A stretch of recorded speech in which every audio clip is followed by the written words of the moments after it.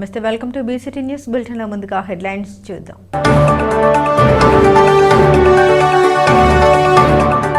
బాపట్ల పట్టణంలో ఆర్పీ చేతివాటం, అధికారులకు ఇవ్వాలంటూ గ్రూప్ సభ్యుల వద్ద ₹1000 దోచుకుంటున్న ఆర్పీ, చర్యలు తీసుకోవాలని కోరుతున్న సభ్యులు. మహిళల జీవనోపాధి పెరుగుదలకు అధికారులు చర్యలు తీసుకోవాలి, జిల్లా collector J Venkata Murali. GO number 36ని వెంటనే అమలు చేయాలి, municipal engineering workers demand.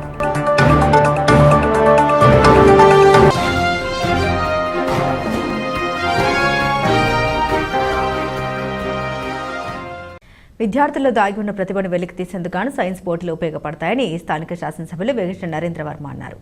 Bapatla పట్టణంలోని మున్సిపల్ హైస్కూల్ ఆవరణంలో డిస్టిక్ లెవెల్ సైన్స్ ఫెయిర్ 2025 కార్యక్రమాన్ని నిర్వహించారు. విద్యాలయాలు ఎంతో మంది మేధావుల్ని తయారు చేశాయని ఈ సందర్భంగా ఎమ్మెల్యే నరేంద్ర వర్మ అన్నారు. స్కూల్ లెవెల్, మండల స్థాయి, జిల్లా స్థాయి, రాష్ట్ర స్థాయిలో విద్యార్థులు ప్రతిభ చూపడం ఎంతో గర్వకారణమని అన్నారు. అటువంటి వారిని ప్రోత్సహించి ముందుకు తీసుకెళ్తే దేశానికి మంచి పేరు తీసుకొస్తారని పేర్కొన్నారు. స్కూల్ స్థాయి నుండి ప్రతిభ కలిగిన విద్యార్థుల్ని వెలికి తీయాలన్నారు. ఈ కార్యక్రమంలో DEO Purushottam, DYEO G Venkateswarlu, Bapatla ఎంఈఓలు Sriramulu, Niranjan, Devarakonda Prasadarao, municipal high school HMP Rajashree, Bapatla జిల్లా సైన్స్ ఆఫీసర్ సాదిక్ తదితరులు పాల్గొన్నారు. స్కూల్ లెవెల్లో, తర్వాత మండల స్థాయి లెవెల్లో, దాని తర్వాత జిల్లా స్థాయి లెవెల్ మరియు రాష్ట్ర స్థాయి మరియు నేషనల్, దేశం మొత్తం కూడా ఎక్కడెక్కడ మేధావులు ఉంటారు, ఎక్కడెక్కడ ఒక రత్నాలు లాంటి మన విద్యార్థులు మనలోనే ఉంటారు. వాళ్ళ రత్నం అని వాళ్ళకు కూడా తెలియదు. అది తెలియజేయాల్సిన బాధ్యత, అది గుర్తించే బాధ్యత కూడా మన ఉపాధ్యాయులుగా అది మన కర్తవ్యం. ఒక మంచి మంచి వ్యక్తుల్ని ఎప్పుడైతే మనం తయారు చేసుకుంటామో మన దేశంలో ఉన్న కొన్ని లక్ష్యాలు, నూతన ఆవిష్కరణలు, ఈ ఆవిష్కరణ వల్ల దేశ ప్రజలకి ఎన్నో ప్రయోజనాలు. ఇంత ముందర అబ్దుల్ కలాం గురించి కానీ, సుబ్బారావు గారి గురించి కానీ, అలాగే మన రాష్ట్రంలోనే కాకుండా మన భారతదేశంలోనే మేధావులకి కొరవలేని దేశం అన్నమాట మన దేశం. అందుకని స్కూల్ స్థాయిలోనే ఈ సైన్స్ ఫెయిర్లు అంటూ పెట్టి అటువంటి విద్యార్థుల్ని బయటికి తీసే దిశగా ఆంధ్రప్రదేశ్ ఎడ్యుకేషన్ డిపార్ట్మెంట్ కానివ్వండి, అలాగే వివిధ రాష్ట్రాల్లో ఉన్న వారి ఎడ్యుకేషన్ డిపార్ట్మెంట్లు కానివ్వండి, అలాగే కొన్ని ప్రైవేట్ స్కూల్స్ కూడా ఈ సైన్స్ ఫెయిర్లో మంచి వాళ్ళు బయటికి రావటం, తద్వారా ఏ రాయి రత్నమో, ఏ పిల్లోడు ఎలా మెరుస్తారో, ఎవరు ఏ స్థాయికి వెళ్తారో కూడా మనకు తెలియదండి. కొంతమంది స్వతహాగానే తెలివితేటలు జెనెటికల్గా పుట్టిన వాళ్ళు కొంతమంది అయితే, కొంతమంది కష్టపడి వారిని తీర్చిదిద్దుకోవటంలో డెవలప్ అయ్యి మేధావులుగా ఎదిగిన వాళ్ళు కొంతమంది ఉన్నారు. కానీ వాళ్ళందరికీ కూడా స్కూల్ వ్యవస్థలో ఒక మంచి తరగతి గదిలే మంచి ప్లాట్ఫామ్స్. మన స్కూల్ లెవెల్లో ఉన్న ఈ చిన్న ల్యాబ్సే మంచి ప్లాట్ఫామ్స్. సోలార్ పవర్ ట్రాక్టర్లు తయారు చేస్తున్నారు, పవర్తో నడిచే ట్రాక్టర్లు నెక్స్ట్ ఇయర్కి వస్తాయి. అలాగే మందులు కూడా ఒక 10 ఎకరాలు జస్ట్ ఒక 1 అవర్ లోపు మందులు కొట్టేటట్టుగా డ్రోన్ టెక్నాలజీ వచ్చేసింది. ఈరోజు రొయ్యల చెరువుల్లో ఫీడు నింపేటట్టుగా టెక్నాలజీ వచ్చింది, ఫీడు వేసేటట్టుగా మనుషులు లేకుండా. రాబోయే రోజుల్లో అన్నీ మనిషే చేయాలి అనే స్థితి నుంచి మనకు కావాల్సినవి కూడా ఎంతో స్పీడ్గా సాధించే విధంగా ఈరోజు మనం ముందుకు వెళ్తూ ఉన్నాం. ఈ అన్నిటికీ మూలం మాత్రం నేను ఒకటే చెబుతున్నా, స్కూల్ స్థాయి నుంచి ఎక్కడ ఏ రత్నం ఉంది, ఆ రత్నానికి ఎలా సానబెట్టాలి, ఆ సానబెట్టిన వెలుగుల్లో ఎటువంటి టెక్నాలజీ బయటకు వస్తుందో మనకు తెలియదు. కాబట్టి ఈ సైన్స్ ఫెయిర్ల ద్వారా రాబోయే ఈ టెక్నాలజీ ఆవిష్కరణల దిశగా ఒక లక్ష్యం ప్రకారం పిల్లల్ని మీరు ముందుకు తీసుకెళ్ళగలిగితే, తెలిసిందే ప్రతి ఏడాది కూడా మనం ఈ డిస్ట్రిక్ట్ సైన్స్ ఫేర్ అనేది జరుపుకుంటాం. మొదట స్కూల్ స్థాయిలో జరుపుకుంటాం, ఆ తర్వాత వాటిని షార్ట్ లిస్ట్ చేసి మండల స్థాయిలో స్టార్ట్ చేసి జిల్లా స్థాయిలో జరుపుకుంటాం. ఇందులో సక్సెస్ అయిన వాళ్ళు, ఇందులో మంచి ఎగ్జిబిట్స్ సెలెక్ట్ చేసి వాళ్ళని రాష్ట్ర స్థాయి పోటీలు జరుగుతుంది. ఇవన్నీ కూడా ఎందుకు జరుపుకుంటున్నామంటే బాలల్లో దాగి ఉన్న ఇన్హెరెంట్ టాలెంట్స్ని మనం వెలికి తీసి వాళ్ళకి ఒక ప్లాట్ఫామ్గా ఉపయోగపడుతుంది. గతంలో మనకు టెలిఫోన్ మన గ్రాహం బెల్ కనిపెట్టారు, అంతవరకు మనకు టెలిఫోన్ అంటే ఏమో తెలియదు. అదేవిధంగా క్రిస్కోగ్రాఫ్ జగదీష్ చంద్రబోస్ కనుగొన్నారు. రేడియో మార్కోని, పెన్సిలిన్ అంటే చాలా వ్యాధులకు అప్పటివరకు మందు పెన్సిలిన్ అనేది యూనివర్సల్ మెడిసిన్ అయిపోయింది అన్నమాట.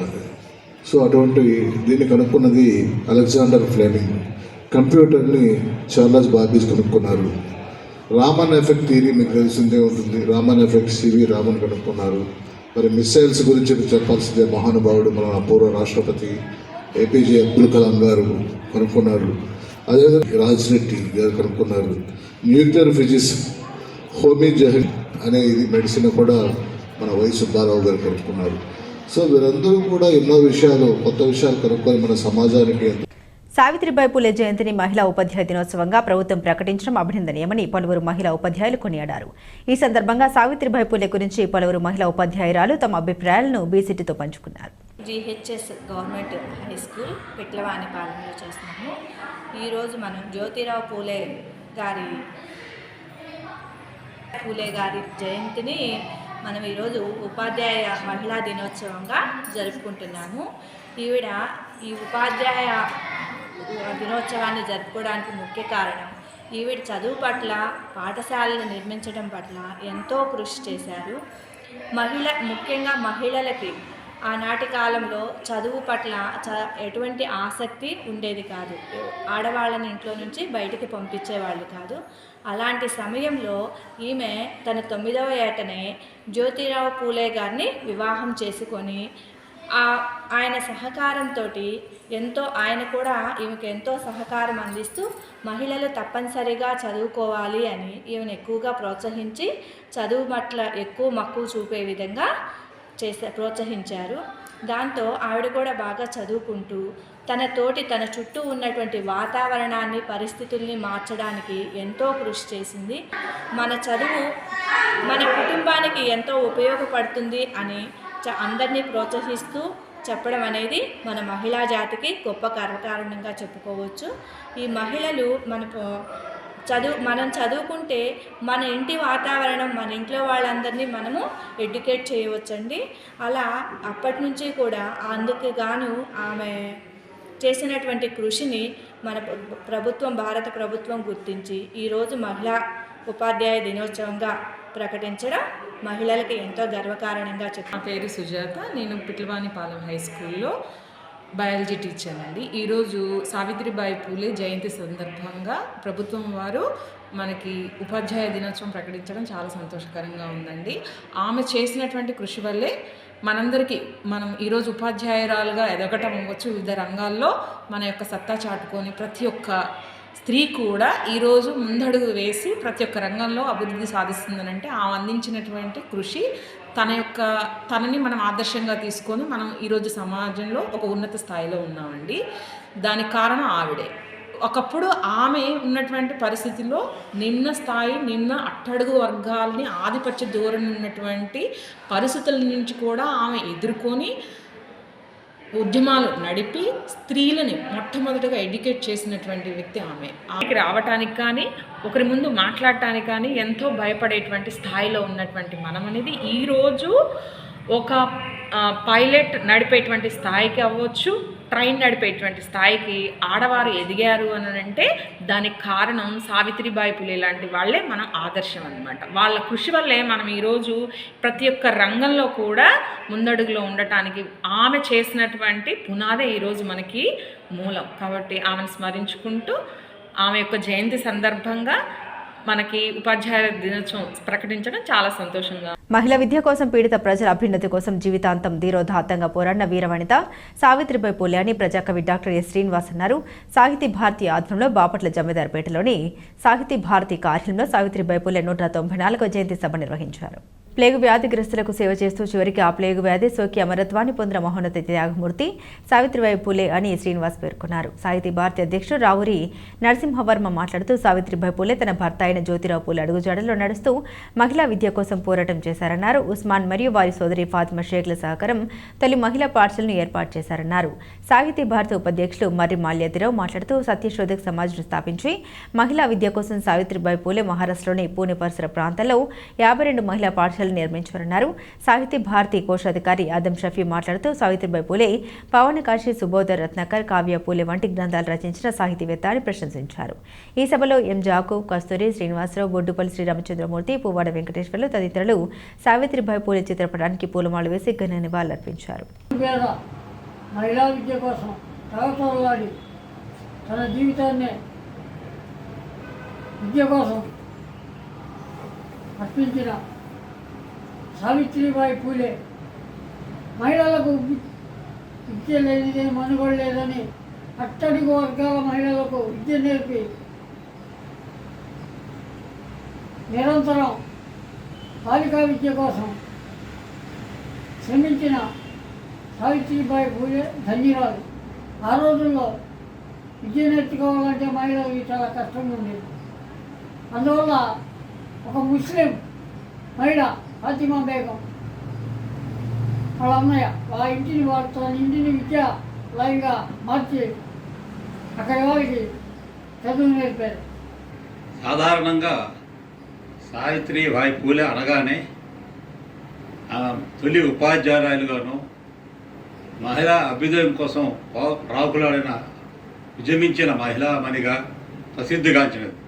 కానీ ఆమె అంతకు మించిన గొప్ప సంఘ సంస్కర్త. పూనా నగరంలో ప్లేగు మహమ్మారి వ్యాధి విజృంభించి గ్రామాలే ఊడ్చుకుపోతున్న ఆ రోజుల్లో మరి ఆమె స్వయంగా వారికి దగ్గరుండి సేవ చేసి తన జీవితాన్ని కూడా ఆ సేవలోనే సమర్పణ చేసుకుంది. ప్లేగు వ్యాధికి బలైపోయింది.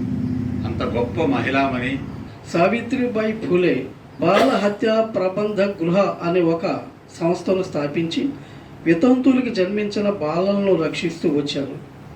ఈమె గొప్ప రచయిత్రి కూడా. పావన కాశీ, సుబోధ రత్నాకర్ అనే గ్రంథాన్ని, కావ్య పూలే అనే గ్రంథాన్ని కూడా రచించారు. వీరు జన్మించిన జయంతిని పురస్కరించుకొని భారత ప్రభుత్వం మహిళా ఉపాధ్యాయ దినోత్సవంగా ప్రకటించారు. దేశం అభివృద్ధి చెందాలంటే స్త్రీకి విద్య కావాలని పట్టుబెట్టి మన సావిత్రిబాయి పూలేకి అండగా ఉండి విద్య నేర్పినటువంటి ప్రతి విద్యార్థి కూడాను చదువుకోవాలని పట్టుబట్టి విద్య నేర్పించింది. ఆమె మొట్టమొదట ఒక చిన్న సంస్థగా చేర్చి చివరికి 52 పాఠశాలల్లో చేర్పించింది. పేరళి గ్రామ సర్పంచ్గా గుర్రముచ్చు వీరైన ఈఓఆర్డీ అయినంపూడి శ్రీనివాసరావు ప్రమాణ స్వీకారం చేయించారు. ఈ కార్యక్రమానికి డిఎల్పీఓ పులి శరత్ బాబు, ఎంపీడీఓ అద్దూరి శ్రీనివాసరావు హాజరయ్యారు. కర్లపాలెం మండలం పేరళి గ్రామ సర్పంచ్గా గుర్రముచ్చు వీరయ్యకు అధికారులు నియామక పత్రాలు అందించారు. వివరాల్లోకి వెళ్తే పేరళి పంచాయతీ సర్పంచ్ మల్లెల వెంకటేశ్వర్లపై ప్రిన్సిపల్ డిస్ట్రిక్ట్ జడ్జి కోర్టు అనర్హత వేటు వేసింది. 2021 ఫిబ్రవరి 9వ తేదీన నిర్వహించిన పంచాయతీ ఎన్నికల్లో భాగంగా పేరళి సర్పంచ్ ఎన్నికల్లో గొర్రెముచ్చు వీరయ్యపై అదే గ్రామానికి చెందిన మల్లెల వెంకటేశ్వర్లు 141 ఓట్ల ఆధిక్యంతో గెలుపొందారు. పంచాయతీ పరిధిలో మొత్తం 12 వార్డులు ఉండగా వెంకటేశ్వర్లకు ఏ వార్డులోనూ ఓటు హక్కు లేదు. అతని ఆధార్, రేషన్ బ్యాంక్ ఖాతాలు మల్లెల వెంకటేశ్వర్లు పేరుతోనే ఉన్నాయి. కానీ ఓటర్ జాబితాలో మాత్రం ఆయన పేరు మల్లెల ఆదంగా ఉంది. ఆదం ఓటర్ కార్డును రుజువుగా సమర్పించి అతను నామినేషన్ దాఖలు చేశాడు. నామినేషన్ ఫారంలో తప్పుడు సమాచారాన్ని పొందుపరిచి అధికారులను తప్పుదోవ పట్టించి మోసపూరిత విధానాలతో కుట్ర చేసి గెలుపొందిన వెంకటేశ్వర్లు ఎన్నిక చెల్లదని Veeraiah principal district judge court Guntur దృష్టికి తీసుకెళ్లాడు. విచారణ చేపట్టిన కోర్టు మల్లెల వెంకటేశ్వర్లు ఎన్నిక చెల్లదని అతన్ని సర్పంచ్ పదవికి అనర్హుడిగా ప్రకటించి 2వ స్థానంలో నిలిచిన వీరయ్యను సర్పంచ్గా ప్రకటించాలని 2024 నవంబర్ 7న తీర్పు ఇచ్చింది. కోర్టు ఆదేశాల మేరకు గొర్రెముచ్చు వీరయ్యను సర్పంచ్గా నియామకం ఇస్తూ కలెక్టర్ వెంకట మురళి తాజాగా ఉత్తర్వులు జారీ చేశారు. దీంతో 1901 ఓట్లు సాధించి 2వ స్థానంలో ఉన్న వీరయ్య ప్రమాణ స్వీకారం చేశారు. ఈ సందర్భంగా ఎంపీడీఓ శ్రీనివాసరావు, సర్పంచ్ వీరయ్య మాట్లాడారు. మల్లెల వెంకటేశ్వర్లు, మల్లెలు ఆగాం అనే ఈ 2 పేర్లు ఒకేటే అని ధృవీకరణ పత్రం ఎలక్షన్ అధికారికి సమర్పించి ఉండలేదు. కావున వీరిని అనర్హులుగా కోర్టు ప్రకటించినందున దీనిపై జిల్లా కలెక్టర్ బాపట్ల వారు ఇచ్చిన ఉత్తర్వుల మేరకు ప్రస్తుతం సర్పంచి మల్లెల వెంకటేశ్వర్లు వారి స్థానంలో కొత్తగా గొర్రెముచ్చు వీరయ్య వారిని సర్పంచ్గా ఈరోజు ప్రమాణ స్వీకారం చేయించి కలెక్టర్ వారి ఉత్తర్వులను అమలుపరచమైంది. ఎలక్షన్లో పోటీ చేసినప్పుడు అది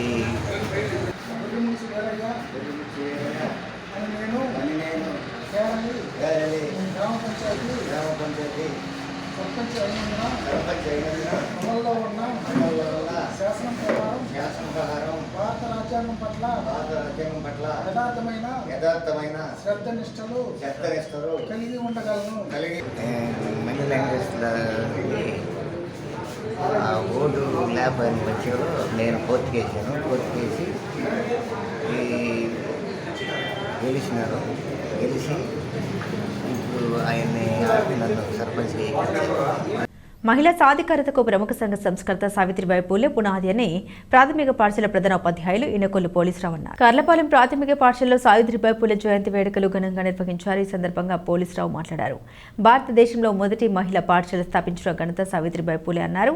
సాంఘిక దురాచారాన్ని, మూఢనమ్మకాలను ప్రజల నుండి తొలగించి సమాజ స్థాపనలో సావిత్రిబాయి పూలే కృషి ఎనలేనిదని అన్నారు. ఈ కార్యక్రమంలో మహిళా ఉపాధ్యాయులు మొవ్వ వీరజ్యోతి, మున్నంగి ఇందుమతి, డేగల లీలా ప్రసన్న, ఏఎస్ఎంసీ చైర్పర్సన్ వల్లూరి లక్ష్మీ ప్రియ తదితరులు పాల్గొన్నారు. రోజు మొట్టమొదటి మహిళా ఉపాధ్యాయుని సావిత్రిబాయి పూలే గారికి మనం ఈ విధంగా మనం ఒకసారి స్మరించుకోవడం చాలా ఆనందంగా ఉంది. చాలా గొప్ప మహిళ గురించి మనం నేర్చుకోవాల్సింది ఎంతో ఉంది. ఆవిడ ఎన్నో త్యాగాలు చేసి ప్రతి ఒక్కరూ చదువుకోవాలి అని చెప్పేసి ఆ రోజుల్లో అంత కష్టపడి అంత మందిని విద్యావంతులుగా తీర్చిదిద్ది గొప్పగా ఆమె గొప్ప మహిళగా ఎదిగారు. జనవరి 3వ తేదీన మహారాష్ట్రలోని సరోవాలే జిల్లాలో జన్మించారు. ఈవిడ అప్పట్లోనే బాలికలకు ప్రత్యేకమైనటువంటి పాఠశాల కావాలని చెప్పి ఆ రోజుల్లోనే ఆ పాఠశాలను ఏర్పాటు చేసినందుకు ఆమెను అంతర్జాతీయ కార్యక్రమంలో నిర్వహించుకుంటున్నాము. ఈ సందర్భంలో ఆమెను మన యొక్క ఆదర్శాన్ని మనం కూడా పాటించి ఆమె యొక్క అడుగుజాడలు రావాలని. భారతదేశంలో స్త్రీలకు విద్యను అభ్యసించే అవకాశం లేదు. ఆ నేపథ్యంలో సావిత్రిబాయి పూలే గారు మరి మహిళలు కూడా చదవాలి, సమాజ స్థాపనలో మహిళలు కూడా ఉన్నత పాత్ర పోషించాలనే ఉద్దేశంతోనే మొట్టమొదటిసారిగా మహిళా పాఠశాలను స్థాపించి మరి సమాజంలో ఉన్న సాంఘిక దురాచారాలను రూపుమాపడానికి ఆమె ఎంతగానో కృషి చేశారు. ఆమె గురించి ఒక ఆసక్తికరమైన విషయం ఏంటంటే, ఆమె పెళ్ళైన తరువాత తన చదువుని తన భర్త ద్వారా నేర్చుకొని మహిళా పాఠశాలను స్థాపించి మరి అనేక మంది ఈరోజు సమాజంలో మహిళలు భారతదేశంలోనే ఒక ఉన్నతమైన స్థాయిలో ఉన్నారంటే, ఒక ఉన్నతమైన పదవును అలంకరించారంటే ఆమె యొక్క కృషి ఫలితమే. గత ప్రభుత్వంలో 9 మందితో కమిటీ వేసి ఇచ్చిన జీవో నెంబర్ 36ని వెంటనే అమలు చేయాలని municipal engineering worker Nagaraju demand చేశారు. సమస్యలు పరిష్కరించాలని కోరుతూ మున్సిపల్ కార్యాలయం వద్ద సిఐటియు ఆధ్వర్యంలో ధర్నా నిర్వహించారు. గతంలో పారిశుద్ధ్య కార్మికులు, ఇంజనీరింగ్ కార్మికులు కలిసి ఉండేవారని, వారిని విడగొట్టి వారికి 21,000 వేతనం ఇస్తున్నారని, తమకు మాత్రం 15,000 మాత్రమే ఇస్తున్నారన్నారు. అందువల్ల తమ సమస్యలు వెంటనే పరిష్కరించాలని, లేదంటే ధర్నాను ఉధృతం చేస్తామని అన్నారు. మున్సిపల్ కమిషనర్కు వినతి పత్రం ఇవ్వగానే ఆయన సానుకూలంగా స్పందించి సమస్యలు ప్రభుత్వ దృష్టికి తీసుకెళ్తామని హామీ ఇచ్చారన్నారు. ఈ కార్యక్రమంలో మున్సిపల్ ఇంజనీరింగ్ వర్కర్స్ తదితరులు పాల్గొన్నారు.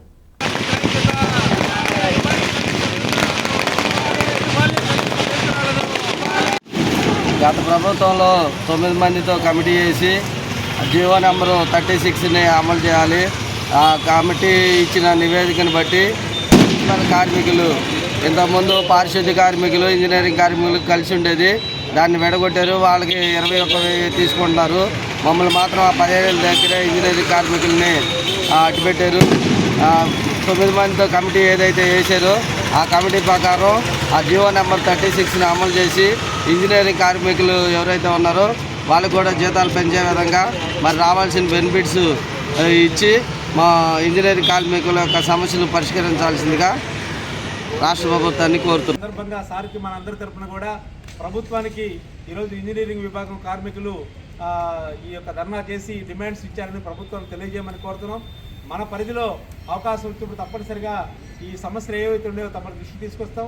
వాటి సమస్యల పరిష్కారం కోసం మీరు కూడా సహకరించాలని చెప్పేసి కోరుతా ఉన్నాం. గతంలో ఎందుకంటే ఒక్కరోజు సెలవు పెట్టినా కూడా శాలరీ కట్ చేసేవాళ్ళు, వీక్లీ ఆఫ్ ఉండేది కాదు. ఇట్లాంటి కొన్ని సమస్యలు ఉన్నాయి. తమరికి అట్లాంటి విషయాలను కూడా తమ దృష్టికి రాబోయే కాలంలో తీసుకొస్తామని చెప్పేసి విజ్ఞప్తి చేస్తూ దీని నుంచి ప్రభుత్వం తెలియజేయమని కోరుతూ వైద్య గ్రంథాల్లో ఉన్న అనేక రహస్యాల్ని సాధారణ ప్రజల్లో ఉన్న అనేక వైద్య చిట్కాలను ఎక్కడెక్కడ ఉన్న పారంపర్య వైద్యులకు తెలియజేస్తూ వారి ఐక్యత కోసం నిరంతరం కృషి చేస్తున్న వైద్యులు కొలకాని బాబు టాండర్ను బాపట్లపట్నంలోని ప్రశాంతి నిలయంలో ఘనంగా సన్మానించారు. ఈ కార్యక్రమంలో వైద్య గురువులు నెల్లూరు నుండి ఆనందయ్య, నిర్మల్ నుండి వహీద్ అలీ, ధర్మవరం నుండి నాభి రసూల్, తిరుపతి నుండి సి రమేష్, గురు భోగర్, పరమేశ్వర్, అనకపల్లి నుండి ప్రసాద్ సత్యనారాయణ, కర్ణాటక నుండి నారాయణ, తెనాలి నుండి నండూరి నాని తదితరులు పాల్గొన్నారు. మహిళా జీవనోపాధి పెరుగుదలకు అధికారులు చర్యలు తీసుకోవాలని జిల్లా కలెక్టర్ జె వెంకటమురళి అన్నారు.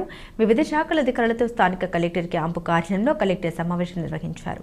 జీవనోపాధి పథకం అనుసంధానంతో మహిళల ఆర్థిక అభివృద్ధికి బాటలు వేయాలని కలెక్టర్ అన్నారు. లబ్ధిదారుల ఎంపిక ప్రక్రియ సమర్థంగా చేపట్టాలన్నారు. వారి జీవనోపాధి వృద్ధికి అధికారులు సహకరించాలన్నారు. గ్రామ సభల్లో జల జీవన్కు సంబంధించిన సమాచారాన్ని ఆర్డబ్ల్యూఎస్ అధికారులు ఇవ్వకపోవడం బాధాకరమని ఎంపీటీసీ తాండ్ర సాంబశివరావు అన్నారు. కర్లపాలెం మండలం నల్లమూతివారిపాలెం సెగ్మెంట్లోని కొత్త నందహయపాలెం గ్రామంలో గ్రామ సర్పంచ్ అట్ల వెంకటేశ్వరం అధ్యక్షతన గ్రామ సభ నిర్వహించారు. ఈ సందర్భంగా సాంబశివరావు మాట్లాడుతూ అర్హత ఉన్న ప్రతి కుటుంబానికి ప్రభుత్వ పథకాలు అందే విధంగా సచివాలయ సిబ్బంది పనిచేయాలని సూచించారు. అంతేకాకుండా గ్రామస్తులు కూడా పంచాయతీ అధికారులకు సహకరించాలని పిలుపునిచ్చారు. ఈ కార్యక్రమంలో కార్యదర్శి అట్ల మురళీ కృష్ణారెడ్డి, అట్ల అయ్యప్పరెడ్డి, సచివాలయ సిబ్బంది, గ్రామస్తులు పాల్గొన్నారు. కేంద్ర ప్రభుత్వం ₹1,00,000 రాష్ట్ర ప్రభుత్వం తరపున 2.5 లక్షలు ఇస్తారు. ఎవరైనా కట్టుకునే వాళ్ళు ఉంటే పంచాయతీలో పేర్లు నమోదు చేయించుకుంటే దాన్ని పైకి ఏఈ గారికి మండలంలోకి పంపించి మీ పేర్లు శాంక్షన్ చేయించడానికి ఆస్కారం ఉంటుంది. ఇంకోటి లైట్లు వేయటానికి కూడా ప్రపోజల్ పెట్టారు. ఎక్కడ మీకు ఏ మూలన లైట్ వెళ్ళకపోయినా పంచాయతీలు తెలియజేయండి. జలజీవన్ మిషన్ గురించి చెప్పాను నేను. మన హక్కు అది. 25 లక్షల రూపాయలు మనకి కేంద్ర ప్రభుత్వం ఇచ్చింది. మనం ప్రతి ఇంటికి ఇంటి పన్ను కట్టే ప్రతి పౌరుడు కూడా హక్కు మనకి ఉచితంగా ట్యాప్ వేస్తారు. రూపాయి అవసరం మీరు. అదే నేను అధికారులు అడుగుతున్న కొన్ని మిగిలిపోయింది మన ఊర్లో.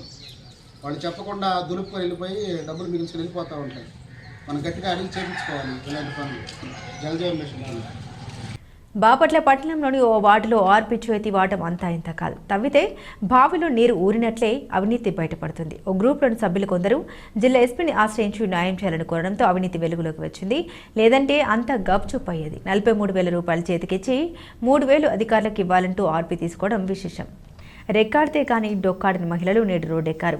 75,000 రూపాయలు 10 మంది గ్రూప్ సభ్యులకు రుణాన్ని మంజూరు చేయించింది. అయితే 43,000 మాత్రమే వారికి చెప్పింది. అందులోంచి 3,000 రూపాయలు అధికారులకు ఇవ్వాలంటూ తిరిగి తీసుకుంది అని వారు వాపోతున్నారు. 11 నెలల డబ్బులు మాత్రం వారి చేత బ్యాంకులో కట్టించేది. తర్వాత వారికి మాయమాటలు చెప్పి నమ్మించి తాను చెల్లిస్తాను, తమ చేతికి ఇవ్వండి ప్రతి నెల వసూలు చేసుకుందని డ్వాక్రా గ్రూప్ సభ్యులు లబోదిబ్బమని వాపోతున్నారు. ఇప్పటికైనా సంబంధిత అధికారులు తగిన చర్యలు తీసుకుని తమకు న్యాయం చేయకపోతే కుటుంబాలు చిన్నాభిన్నమవుతాయని గోడు వెలబుచ్చుకుంటున్నారు. ఎందుకు ఇలా చేశావని అడిగితే కులం పేరుతో దూషిస్తోందని ఆరోపించారు. రెక్కడితే కానీ డొక్కాడిన పరిస్థితుల్లో పాసి పనులు చేసుకుంటూ జీవిస్తూ డ్వాక్రా లోన్లు కడితే కట్టలేదని బుకాయింపు చేస్తుందని అధికారులు కూడా వారికి సపోర్ట్ చేస్తున్నారని విమర్శించారు. ఆర్పీ అంటే డ్వాక్రా సంఘాలకు సహాయం చేసేందుకు నియమిస్తే నిరక్షరాస్యుల్ని మోసం చేస్తున్నారని ధ్వజమెత్తారు. ఆఖరికి పొదుపు కూడా మొత్తం స్వాహా చేసిందని వాపోయారు. ఒక సభ్యురాలు అకౌంట్లో గత ప్రభుత్వంలో పడిన అమ్మఒడి డబ్బులను సైతం సీజ్ చేసినట్లు పేర్కొన్నారు. ఇంకో సభ్యురాలు జగనన్న కాలనీలో ఖాళీ స్థలాన్ని వేరే వారికి విక్రయించి తక్కువ మొత్తం చేతిలో పెట్టి కొంత మొత్తం మింగేసిందని ఆరోపించారు. బంగారం తాకట్టు పెట్టి కొంత మొత్తాన్ని కట్టామని, అవి కూడా కట్టలేదన్నట్టుగా చూపిస్తున్నారని, ఎప్పుడు ఆ బంగారం వేలానికి వచ్చిందని, ఏం చేయాలో తెలియని దిక్కుతోచని స్థితిలో ఉన్నామని బావపూరి మహిళా పొదుపు సంఘం సభ్యులు వాపుతున్నారు. పట్టణంలోని పొదుపు సంఘాలను ప్రక్షాళన చేయాల్సిన అవసరం ఎంతైనా ఉందని పట్టణ ప్రజలు కోరుతున్నారు. 10 మంది గ్రూప్ అందరం తీసుకున్నాము. 10 నెలలు అందరం బాగానే కట్టాము. ఎంత తీసుకున్నారు? 75,000 తీసుకున్నాము. 75,000 చెప్పి మనకెంత పడిందంటే మంచిగా వచ్చి 43,000 ఎంత ఇచ్చావు? నీ ఎంత తీసుకున్నావు? ఆమెకేం 2,000 ఇచ్చాము. బ్యాంకులో 1000 రూపాయలు కట్టాము సార్. బ్యాంకులో 1000 కాడుకు తీసుకుంటే 42,000 మేము ఇంటికి తెచ్చుకున్నాము. ఇంటికి ఇక్కడ మెట్లు కూర్చొని 2,000 చెప్పి తీసుకున్నారు సార్. 10 మంది దగ్గర 2,000 బ్యాంకులో ఎందుకు తీసుకున్నారు? 1000 రూపాయలు ఎవరు తీసుకున్నారు? రామకృష్ణానికి కట్టాలి, రామకృష్ణ అడిగాడు డబ్బులు అని చెప్పి రామకృష్ణ దగ్గర వాళ్ళ దగ్గర తీసుకో అని చెప్పి చెప్పాడంట. మనిషికి 10 రూపాయల లెక్కన తీసుకున్నారు. తీసుకొని మేము ఇంటికి వస్తుంటే 42,000తో ఇక్కడికి వచ్చినాక లోపల ఇంటికి కూడా అలా డబ్బులు చేతిలో పట్టుకుని కూర్చున్నాము. తీసుకుంటే మరి నాకు ఈ ఖర్చులు ఎంత అయ్యాయి అని చెప్పి మనిషికి వచ్చి 2,000 లెక్కన తీసుకున్నారు సార్. నా పేరు షేక్ నందిని. మేము గత 2021లో బాబుపూరి మహిళా పొదుపు సంఘం అని గ్రూప్ చేసుకున్నాం. గ్రూప్ చేసినప్పుడు మనిషికి వచ్చి 75,000 చొప్పున అని చెప్పారు సార్. ఖర్చులు బాను, అన్నీ బాను, పొదుపులు ఖర్చులు అన్నీ బాను, మీరు తలా 500 వేసి అకౌంట్లో తీసుకోమంటే మేము 500 కట్టాము సార్. ఆ తర్వాత పొదుపులు కట్టాము, ఖర్చులు కాగితాలకు వాటికి అని చెప్పి అన్నీ పోను మాకు తలా 43,000 చొప్పున ఇచ్చారు. ఎవరి అకౌంట్లో వాళ్ళకే వేశారు. వేసిన తర్వాత 10 మంది వచ్చి వాళ్ళ అకౌంట్లో వాళ్ళు తీసుకున్నారు. ఆ తర్వాత అక్కడే మెట్ల మీద కూర్చోబెట్టి బ్యాంక్ రామకృష్ణ గారికి ఇవ్వాలి, ఇవన్నీ చేసి మీ కాగితాలు అవన్నీ చూశాడు కాబట్టి ఆయనకు 10,000 ఇవ్వాలి, తలా 1000 చొప్పున 10,000 ఇవ్వమని సౌజన్య ఆర్పి తీసుకుంది. ఆ తర్వాత మేము ఇంటికి వస్తుంటే ఇక్కడ బావుపూరి స్కూల్ దగ్గర బుజ్జమ్మ గారి సెంటర్ దగ్గర అరుగు మీద కూర్చోబెట్టి మనిషికి 2,000 చొప్పున మళ్ళీ 20,000 తీసుకుంది సార్. మాకైతే 10 మందికి ఎవరి అకౌంట్లో వాళ్ళ నుంచి మాత్రం తలా 40,000 తీసుకున్నాం సార్. వీళ్ళేమన్నా కానీ మమ్మల్ని వదిలేసి సభలో నువ్వు ఎట్ట కోర్టుకి వెళ్ళావని చెప్పి వీళ్ళు బయటకు వస్తే తిడత మొదలుపెట్టారు. వాకిట్ల నుంచి బయటికి రానివ్వట్లా. పైగా మేము కడతాం, నువ్వు కట్టవేందంటే ఆ అమ్మాయి బడి దగ్గరికి వచ్చి ఏం సౌజన్య ఇట్లా చేసావంట నేను ఫోన్ చేస్తే బడి దగ్గరికి వచ్చి వాళ్ళు నిన్ను నమ్మట్లేదు కాబట్టి నువ్వు కూడా నాకు ఇచ్చి పంపించు, నేను టయానికి కడతాను డబ్బులు అక్కడనేసి నా దగ్గర కూడా తీసుకుంది. ఈ అమ్మాయి దగ్గర ఎక్కడికి వచ్చి తీసుకుని కబాయాల కొట్టు కాడికి, గాజు షాప్ దగ్గరికి, ఎవరు ఎక్కడ పని చేస్తున్నారు అక్కడికి తీసుకొని నా దగ్గర స్కూల్ కాడికి వచ్చి తీసుకుంది సార్. చివరి దాకా కట్టాం సార్. మేమైతే సుమారు అయిపోయింది అనుకుంటున్నాం. మేము ఇన్ని నెలలు అనేది అసలు ఒక పుస్తకం మా దగ్గర లేదు, ఒక కాగితం లేదు, ఒక కలం లేదు. గ్రూప్లో వాళ్ళకి అందరికీ తలా ఒక పుస్తకం ఇస్తారు కదా, ఆ బుక్స్ మాకు ఇవ్వలేదు. అకౌంట్ బుక్స్ మా దగ్గర లేవు. అసలు ఏమనేది కూడా మాకు తెలియదు. మేమైతే మా లెక్క ప్రకారం అయితే అయిపోయిందిరా అనుకున్నాం. ఆ తర్వాత మా అబ్బాయికి బాగలేకపోతే నేను వేరే వాళ్ళ దగ్గర అప్పు తీసుకొని ఉన్నాను. వాళ్ళేమో డబ్బులు కట్టమని గొడవ చేస్తే మా అమ్మాయి 3వ అమ్మాయి నందిపాడులో ఉంటే తన దగ్గర బంగారం తీసి తాకట్టు పెట్టి వాళ్ళకి డబ్బు పంపించాను. ఈ బంగారం వాళ్ళు సంవత్సరం అయిపోయిందని ఫోన్ చేశారు నాకు. ఫోన్ చేసినప్పుడు బంగారం ఇవ్వండి అని వడ్డీ డబ్బులు అసలు డబ్బులు తీసుకొని నేను వెళ్తే, నీకు బంగారం వేయటం కుదరదమ్మా, మీ పొదుపుల్లో డబ్బులు వేయటం లేదు కదా, మీ పొదుపులు అసలు లేనే లేవు డబ్బులు, మీ పొదుపులే కూడా తీసి మీ ఆర్పి ఇందులో వేసింది అన్నారు. అందులో ఒక అమ్మాయి రహమతుల్లా అనే అమ్మాయి వాళ్ళ పాపకి అమ్మఒడి డబ్బులు పడ్డాయి. ఆ డబ్బులు కూడా అందులో నుంచి తీసింది లేచి సార్, అసలు ఏమి లేవు, మీ పొదుపులు ఖాళీ అని అక్కడ చెప్పారు. ఇదేంటి సార్ ఇలా జరిగిందని లేక ఇంతలో అనుకుంటానే ఉన్నాము. వీళ్ళేమో పనులకి వెళ్ళిపోతారు, అందరం ఒకసారి కుదరలేకపోయాము. మేము అందరం కలిసి ఆడ తిరిగి నీ బంగారం అయితే ఇవ్వటం కుదరదమ్మా, మేము ఆదా వేసుకుంటాం అన్నారు. ఇంకా తర్వాత ఇద్దరేమో లేరు, వాళ్ళు వీళ్ళందరం కలిసి మేము ఎస్పీ గారికి స్పందనలో పెట్టాం. పెట్టిన తర్వాత అరుణ అనే అమ్మాయి పెట్టింది స్పందనలో.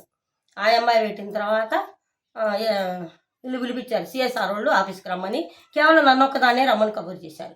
అదేం సార్ ఎస్పీ గారికి పెట్టింది అరుణ కదా, నేను ఎందుకు సార్ అంటే, నీ బంగారం ఏలంలో ఉంది కాబట్టి నువ్వు ముందు ప్రాబ్లంలో ఉన్నావు కాబట్టి నీ దగ్గర ఇన్క్వైరీ తీసుకొని మాట్లాడమన్నారమ్మా, నువ్వు రమ్మని చెప్పి కానిస్టేబుల్ సుబాని గారు ఫోన్ చేశారు నాకు. అప్పుడు నేను అడిగితే మీరు బ్యాంక్కి వెళ్ళి మాట్లాడండి అమ్మా, మాకు తెలీదు అని. బ్యాంక్కి వెళ్ళి మేనేజర్తో ఒప్పించుకోండి మీరు అన్నారు.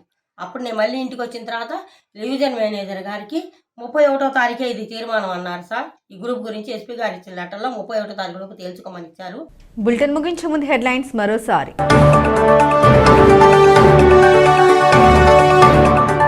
బాపట్ల పట్టణంలో ఓ ఆర్పీ చేతివాటం, అధికారులకు ఇవ్వాలంటూ గ్రూప్ సభ్యుల వద్ద 1,000 రూపాయలు దోచుకుంటున్న ఆర్పీ, చర్యలు తీసుకోవాలని కోరుతున్న సభ్యులు. మహిళల జీవనోపాధి పెరుగుదలకు అధికారులు చర్యలు తీసుకోవాలి. జిల్లా కలెక్టర్ జె వెంకట మురళి.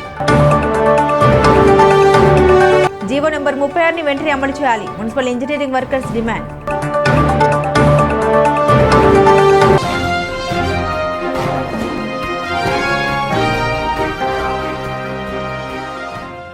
ఇవి బులెటిన్ అప్డేట్స్. మరిన్ని అప్డేట్స్ కోసం చూస్తూనే ఉండండి BCT న్యూస్.